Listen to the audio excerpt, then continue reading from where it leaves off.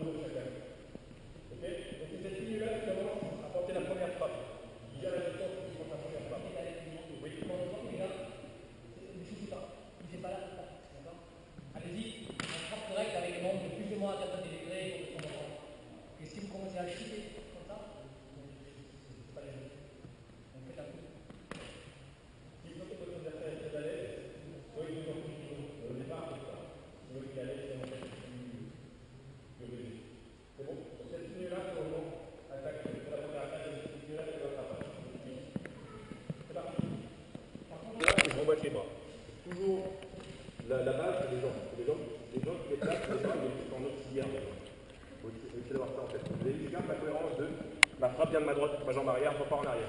Le but, c'est que si vous partez comme une balle, si je frappe, je fais ça, il ne fera même pas le narré, même si c'est trop loin. Il faut que moi aussi je fasse de la provocation. Donc j'y vais, j'attaque, hop, là j'y suis. La jambe, un peu en retard. Soyez pas précipité. Souvent, l'envie de toucher nous fait envoyer les mains tout de suite. Essayez de garder la cohérence du haut et du bas, même si c'est dur, même si la tentation, même si la pomme est là, on la coupez pas tout de suite. Attendez un peu, placez-vous et coupez-la.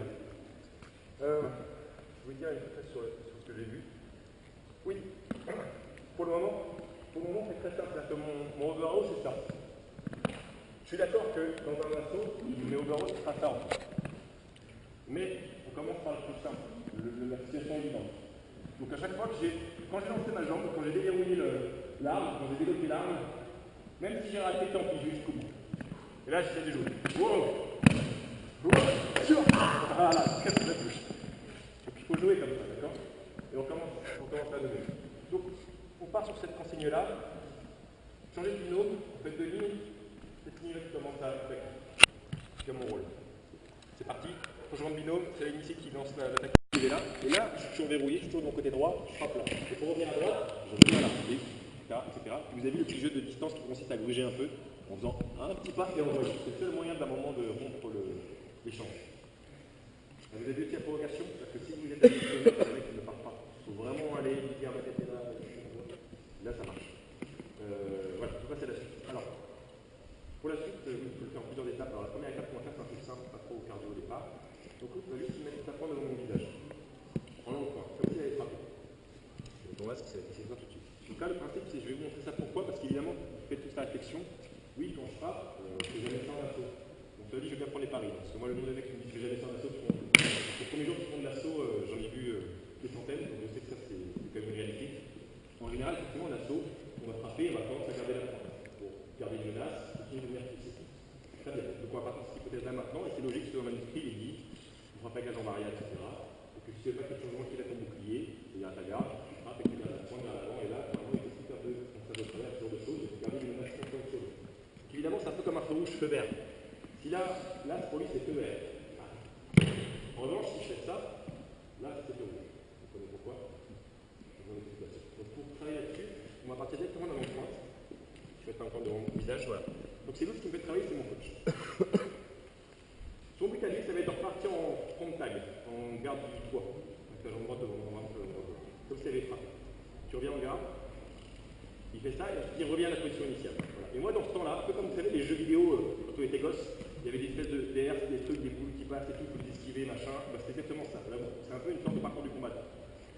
Donc la R, c'est aller ADC, et je repars en arrière. Comme ça, on revient, ok? Donc pour que ça soit marrant, parce que sinon, tu fais ça, je vais prendre ta place. Donc là, il est en feu rouge. Il est plutôt en feu rouge. Le vert, je vais le toucher à chaque fois.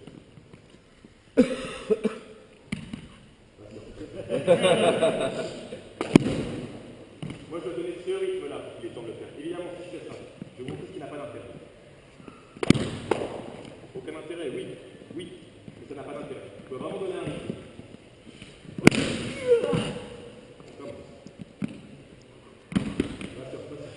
Voilà, c'est bien, c'est la patience aux gens. Allez, encore. C'est pas grave, il n'est pas mort déjà. Des grands bras. Je vous confirme. Alors l'idée c'est que l'autre, évidemment, quand il va partir, il va partir quand? Est-ce qu'il part quand je suis là? Ou est-ce qu'il part dès que la pointe est plus menaçante? Voilà. Dès que l'arrière s'est élevé, go, hein. C'est pas j'attends que ce soit. Parce que moi je reviens après. C'est en théorie, hein. En théorie, il faut partir tout de suite. Voilà. En réalité, Retard. Vous comprenez le concept? Si j'ai un train avant de se lancer, moi je reviens ensuite. Donc c'est vraiment serré comme timing. Alors évidemment, soyez pas trop sadique que le coach, faites-le travailler. Moi quand je le fais à la salle, mes partenaires en général, je fais ça. Sans me frapper, je vais faire le rythme, sans plus bouger, touche-toi. Donc en général, je fais ça. Je donne un rythme rebondi. Ou alors je fais très lent. Et le but c'est que l'autre, lui, il joue avec ça. Il joue. Il doit jouer avec ça. Donc vraiment, lui il doit pas toujours faire le même, il ne doit pas être dans un rythme unique, toujours à 2 tours à l'heure. Parfois ça va être à 2 à l'heure, uniquement. J'apprenne un rythme. Il doit pouvoir le sentir, ce rythme escalé dedans. Je dois faire un autre rythme. Vous voyez, et il arrive à capter mon rythme. On arrive comme à danser. Est-ce que c'est bon? C'est parti, 2 lignes. Ici, comment on fait le coach? C'est pas voulu, je vous l'avais déjà dit dans l'exo, mais quoi, ça peut avoir la galère, parce que c'est une spéciale. Donc maintenant, l'exercice est le suivant. Alors évidemment, le principe, c'est que quand vous attachez votre pointe à son visage, comme si elle était aimante ici, j'ai frappé une, je suis tombé devant son visage. Évidemment, je ne fais pas la barrière ensuite mon gauche vert, c'est pas ça dans un instant. Quand je suis là, théoriquement, la suite logique, c'est je vais le pourrir au maximum avec ma pointe dans son visage. Visage, poitrine, là où il est protégé, stocké. N'essayez pas être stocké là où il n'est pas protégé. Pour les stocks, pour ne pas faire mal, je vous le dis en général pour l'entraînement, les stocks qui font mal, je ne le fais pas, mais c'est ça. Les stocks qui sont armés avec les bras. Ça, c'est les stocks qui sont douloureux. Les stocks non douloureux, parce que vous avez aligné les bras et vous poussez avec le corps. Ça c'est pas douloureux, ça pousse. C'est comme si vous aviez un bâton et vous poussiez. Ce qui fait mal, c'est quand vous faites ça. Là, vous faites très mal aux côtes, mal à la gorge, mal au nez, ça tape le nez en général du masque. Il ne faut pas vous faire mal, c'est que vous allongez les bras. Une fois que je suis là, je vais juste venir marcher, pousser. Et théoriquement, ça ne doit pas défoncer votre partenaire. Donc le but, c'est le suivant. Je rappelle les consignes, donc même travail, si le pouce ne bouge pas, je dois le frapper. S'il esquive, je garde la pointe devant. Ce coup-ci, je ne fais plus feu vert. Je garde le feu rouge verrouillé et je commence à pousser vers lui. Alors là, moi je fais des passes avant, je m'en fous. À ce moment-là, je fais tout ce que je peux pour l'attraper. Donc je dois vraiment tourner tout le visage. Et là, le but de l'autre, ça va être de faire un shilao à la volée. C'est le mettre face à la volée. Donc le shilao à la volée, c'est, je vous explique comment moi je vois les choses, après on fait avec le masque, je vais envoyer la pointe, voilà. Là, le principe, c'est que quand il est là, théoriquement, il sait qu'il a l'avantage, il va pousser l'avantage. Parce que je veux toucher la tête, oui, quel intérêt. Donc, je dois jouer Mickey, mon système, il appelle ça jouer Mickey. Donc, genre, merde, tout je mon dieu, et faire mon shilao, ok. Donc c'est vraiment un jeu de hop, hop, hop, hop, boum, je passe mon shilao à la volée. Je dois vraiment laisser courir, saisir et frapper à la volée. C'est comme ça que moi je vois le shilao. Le shilao, il parle de shield, c'est-à-dire loucher sur une cible et en frapper une autre. Ça marche très bien, dans le shield sa pointe. Genre je regarde sa pointe, je suis comme obnubilé, Mickey, obnubilé par la pointe. Mon dieu que je passe cible là, boum, je saisis la cible derrière. Il marche très bien comme ça. Il marche très bien. Tout que le loup, normalement il est engagé là. Il est en mode je vais lui percer la tête, tout va bien. Vous voyez tout ça, le shilao, ce matin, je ne vais pas me pesantir comme ce matin. Du mieux que vous pouvez. On fait l'exercice, je commence à. Je vais faire le shield peut-être. Je vais mettre là. C'est toi qui frappe, et une fois que tu as mis ta pointe à mon visage, tu pousses jusqu'à ce que tu touches. Si il touche, donc il en commence. N'oubliez pas l'Anderson. Si l'autre avance trop dans ma zone de frappe avant d'envoyer, j'envoie. Tant pis, il s'est trop commis là. Donc il doit apprendre à lui aussi gérer sa distance. Toi qui es le frappeur initial. Quand je bouge pas, tu dois vraiment le mettre.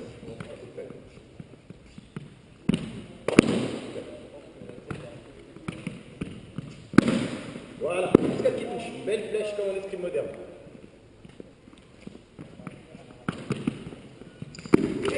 Touche la tête, je vais la toucher là.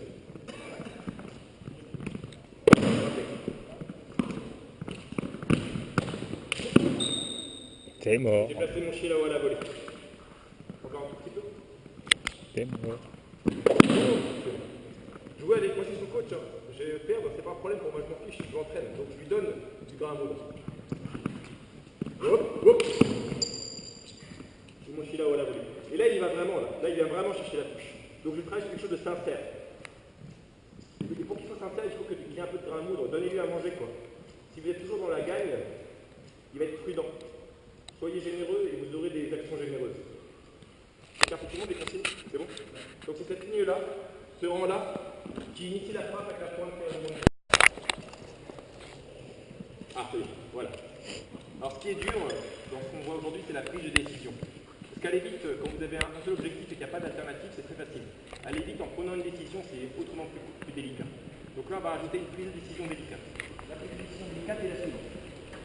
Même exemple que je viens de faire là, et on rajoute une donnée supplémentaire.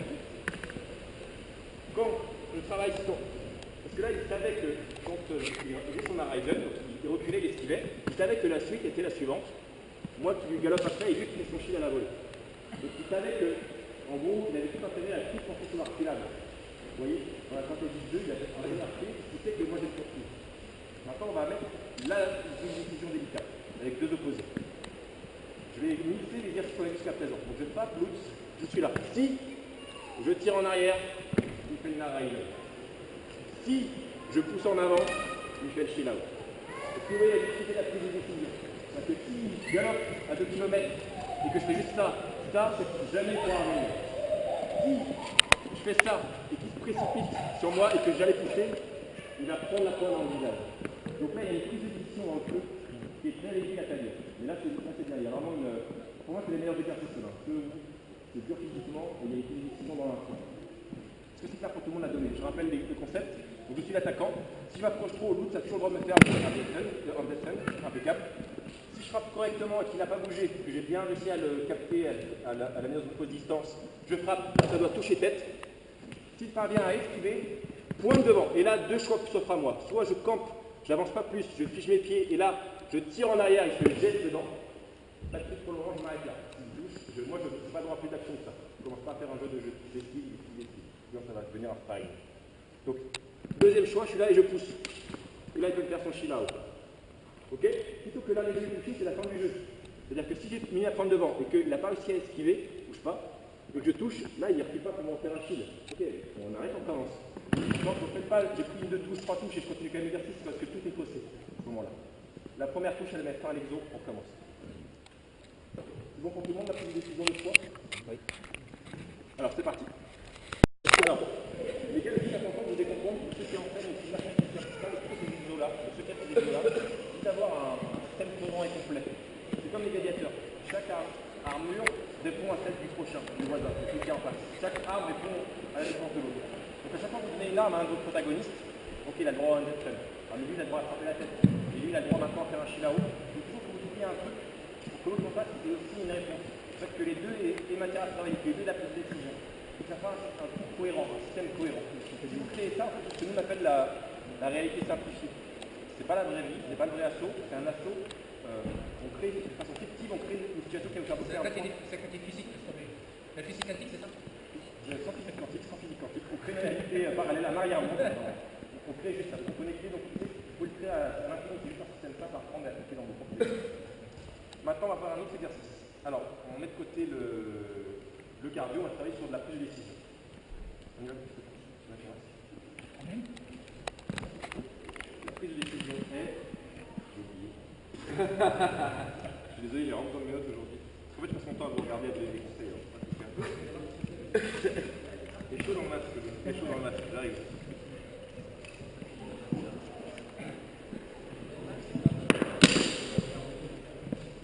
Impeccable, c'est bon. Maintenant, l'autre, voilà, c'est le droit de faire l'autre. L'autre, il va faire nécessairement, on va prendre une ligne de départ. C'est ça, partir de la ligne droite qui est là. Voilà, je prends la ligne de départ. Là, lui, il a le droit de faire une marche. Alors, avec la même jambe devant. Puis, c'est là qu'il va se passer l'alternative, de deux choses d'une. Soit là, il lance une fente pour frapper la tête. Dans le gaz, c'est le combat. Marche, et tu forces un peu plus. Marche, et il tombe jusqu'en bas colon. C'est un exercice simple. Et moi, je fais ma marche. Première alternative. Deuxième fois possible, je vais mettre mon masque. Il fait une marche, puis une deuxième marche. Ses mains ne sont pas parties, vous êtes d'accord? Donc là, moi, donc l'autre, il a deux choix. Il fait une marche, soit, à partir du moment où il a fait son première marche, au rythme qu'il veut, il peut la faire comme ça. Ça, c'est bon. Il peut la faire comme ça. Ça, c'est bon aussi. Il choisit le rythme qu'il veut. À son rythme, donc au début, simple, pour que l'autre comprenne, il fait une marche, suivie d'une frappe, donc allons-y, on va par tête, ou alors, marche, et remarche. Et là, je dois frapper la tête directement. Donc moi, mon choix, c'est s'il fait deux marches, je fais une fente sur sa tête. S'il fait une marche puis une fente, c'est à moi de quitter le terrain. Il a pris l'attaque, je cède le terrain, je fais tomber dans le vide, et je rattrape immédiatement. Ok, je vais faire quelques-uns comme ça. Un, deux, là je dois frapper. Je voulais juste voir ta distance, c'est pas marchant pour vous. Je vais faire ainsi également alors.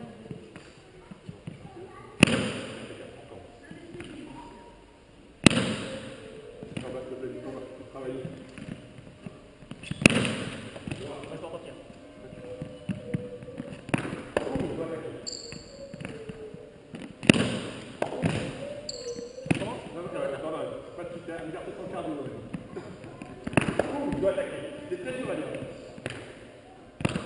faut attaquer.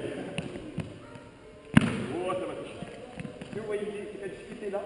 Évidemment, quand on n'a qu'un choix à faire, c'est facile. Je veux dire, c'est facile, mais là, je dois pouvoir avancer ou reculer. Donc c'est à moi de lire jusqu'au dernier moment ce que je dois faire et agir en conséquence.